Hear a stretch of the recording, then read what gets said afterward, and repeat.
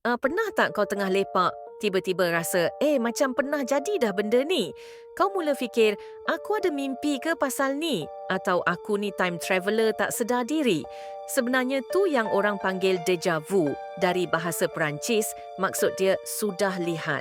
Tapi jangan risau, and bukan sebab kau ada kuasa sakti. Saintis kata otak kita kadang-kadang macam hard disk rosak sikit. Benda baru masuk, dia tersalah simpan kat folder memori lama.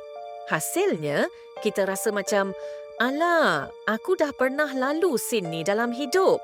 Ada juga teori lain. Mungkin kita pernah mimpi benda tu, tapi dah lupa.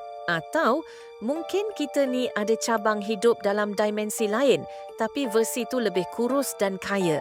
Tapi sampai sekarang, belum ada jawapan betul-betul confirm. Cuma satu je pasti, bila déjà vu datang, kita semua akan buat muka blur dan cakap, "Weh, sumpah aku pernah alami benda ni."